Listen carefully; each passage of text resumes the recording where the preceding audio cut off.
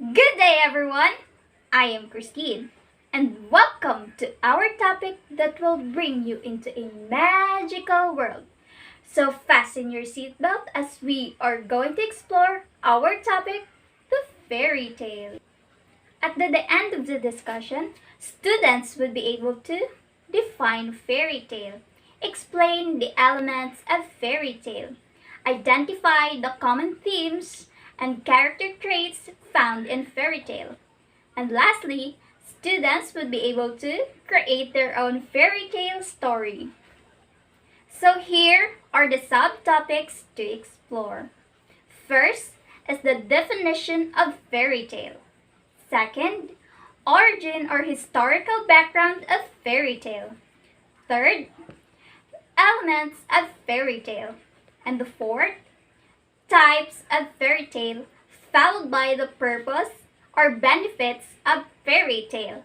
And lastly, the proponents or famous authors and sample stories. Good day, everyone. I am Russell Isabel Joven, and I am going to tackle about fairy tales.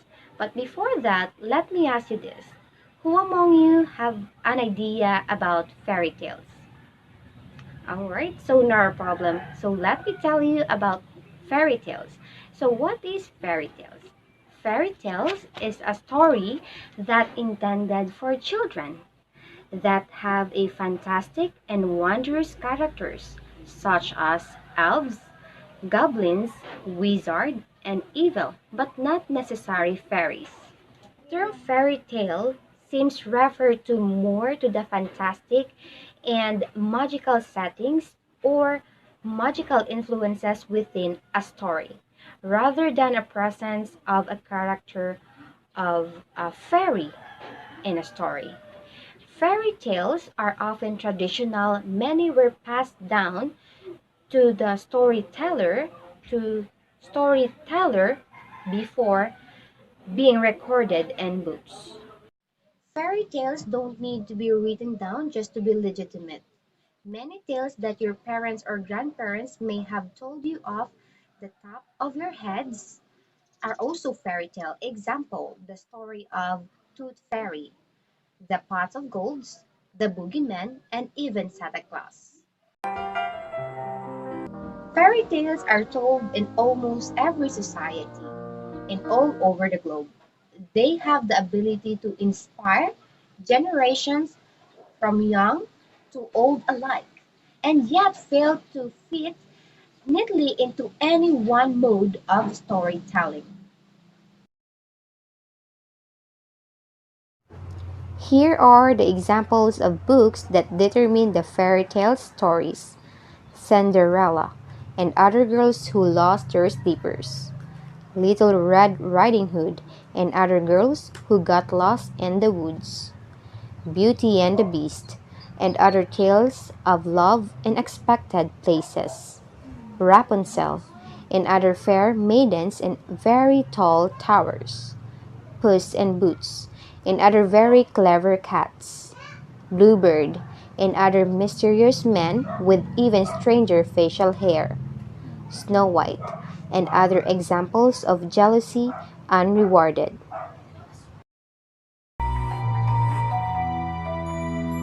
The history of the fairy tale is particularly difficult to trace, as most often it is only the literary forms that are available to scholars. Still, written evidence indicates that fairy tales have existed for thousands of years, although not perhaps recognized as a genre. Many of today's fairy narratives have evolved from centuries old stories that have appeared with variations and multiple cultures around the world. Charles Perrault was a French author and member of the academic franchise who laid the foundations for a new literary genre. And for further information, Charles Perrault is also known as a father of fairy tale.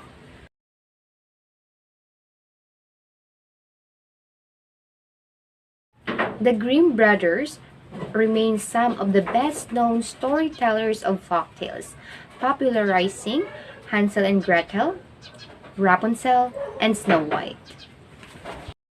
The brother Grimms, Jacob Ludwig Karl Grimm and Wilhelm Karl Grimm, were Hessian academics, philologists, cultural researchers, and lexicographers, and authors who together collected and published folklore during the 19th century.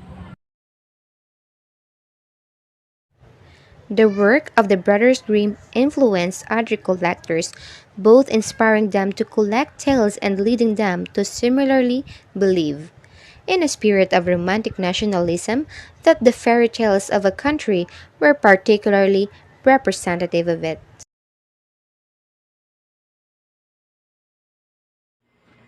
Hi! I am Christine Sava. Did you know that fairy tale is a genre of literature that is clearly defined by common elements? They have roots in oral tradition and storytelling. These types of stories are common to every culture, and they usually give a life lesson that are aligned with the values of particular region. There are similar stories like plots, characters, magic, and etc. all over the world. This genre of literature is fun because it twists you away to a whole other world where magic lives. So here are the elements of fairy tale. First is the opening and ending line. Second is the hero or heroine and the villain. Next is the magic, followed by the royalty and the problem and solution. And lastly is the learning resources. Opening and ending line. Fairy tales are usually presented as happening a long time ago.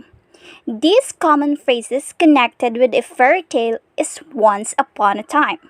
The line starts off several different fairy tales and is an immediate hint that you are reading a story in that genre.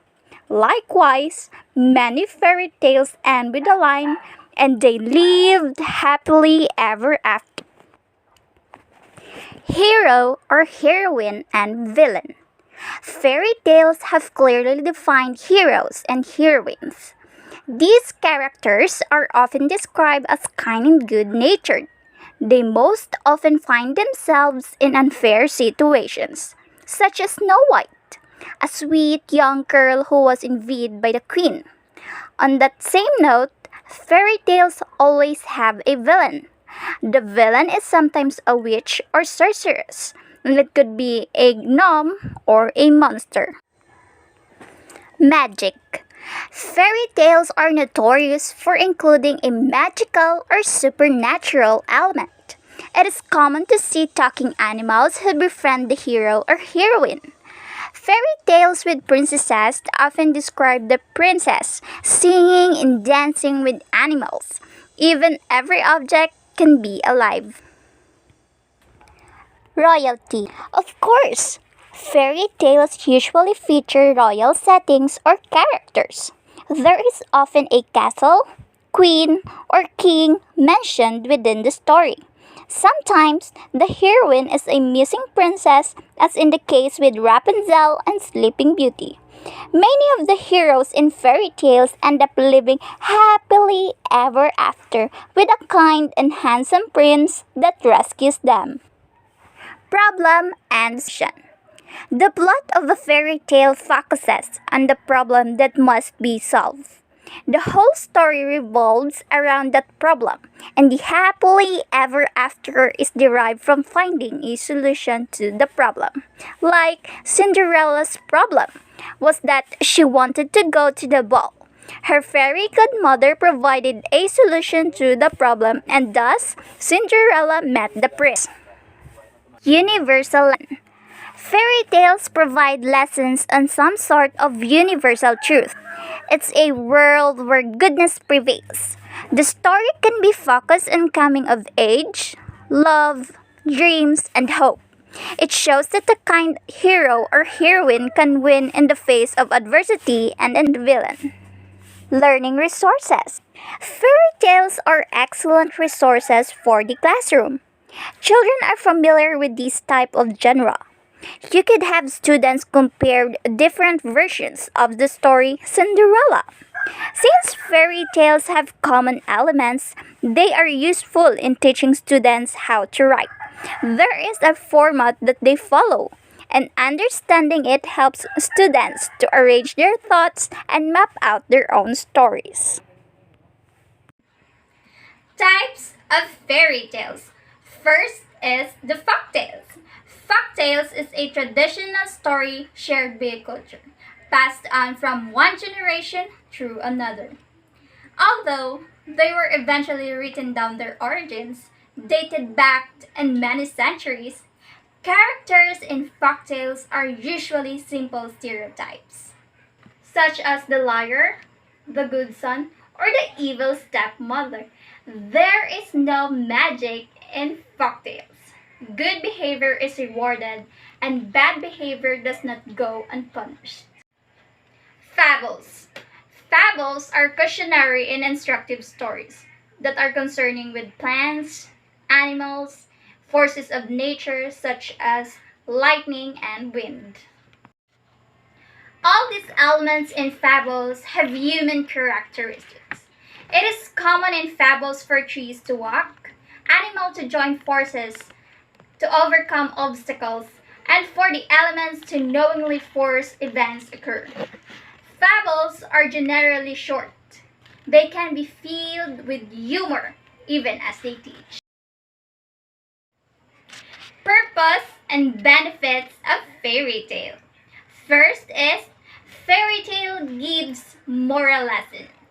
Fairy tales are essential stories for childhood. These stories are just more than a happily ever after.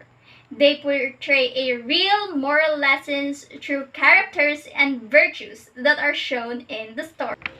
Fairy tales are meant to entertain the audience. They do not just only captivate the imagination of young minds, but also enhances their creativity and reasoning skills. A child learns a lot by simply listening to these amazing stories. And also, reading fairy tales create a special parent and child bond. Reading fairy tales to a child help them develop their early literacy. According to Albert Einstein, if you want your child to be intelligent, read them fairy tales. If you want your child to be more intelligent, read them more fairy tales. Storytelling plays an important role in early literacy development. It acts as an essential building blocks to literacy. Positive problem solving skills. Of course, children learn from the characters in the stories, and this helps them connect in the situation with their own lives. Building resilience. Fairy tales can help them develop their emotional resiliency by helping them connect the stories in real life issues where the most hero triumphs. These stories shows them that we all go through life challenges and they must always be prepared and believe that they can succeed in life. Fairy tale teaches the basic of the story. Fairy tales are a great tools for teaching kids about story development, conflict resolution, the development of characters, heroes, and villains. It's simply broadening their imagination. Culture literacy. Reading fairy tales to children or storytelling is not only a foundation of literacy development, but also give emphasis to various cross-cultural values and behaviors. Cultural literacy means being able to understand the traditions, regular activities, and history of a group of people from a given culture. It also means being able to engage with these traditions, activities, and history in cultural spaces like museums, galleries, and performances. Culture is how a group of people lives. It includes their language, their arts, science, beliefs, and practices, and their understanding of their environment. Good morning, BSED 2C. I am Mary Jo Resurrection, and my task for today is to introduce to you the prominent authors of fairy tales as well as their famous writings. So, join me as we delve into the world of fairy tales. The first one is a French writer who lived in the 1600s, and he wrote stories inspired by folktales. Can you guess who it is? Well, this is Charles Perrault. He laid the foundation of a new literary genre, which is fairy tales, with his work derived from earlier folktales, that is published in his 1697 book.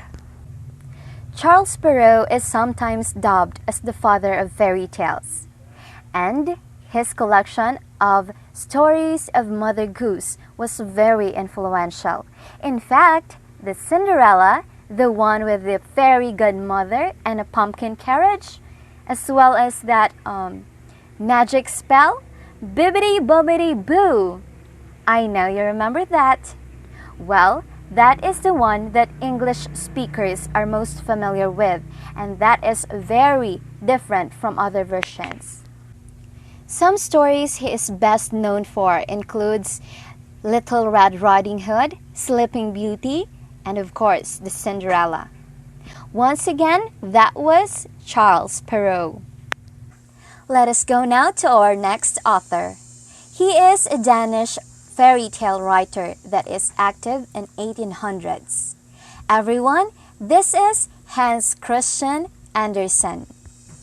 Although he is a prolific writer of plays, travelogues, novels, and poems, he is best known for his fairy tales.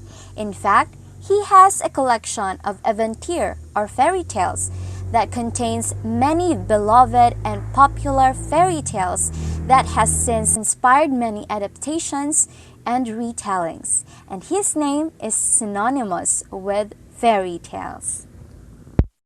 Andersen's fairy tales, consisting of 156 stories that was translated into more than 125 languages, has been culturally embedded in the West collective consciousness that is made available for children, but also it presents the lessons of virtue and resilience amidst adversity for mature readers or young adults.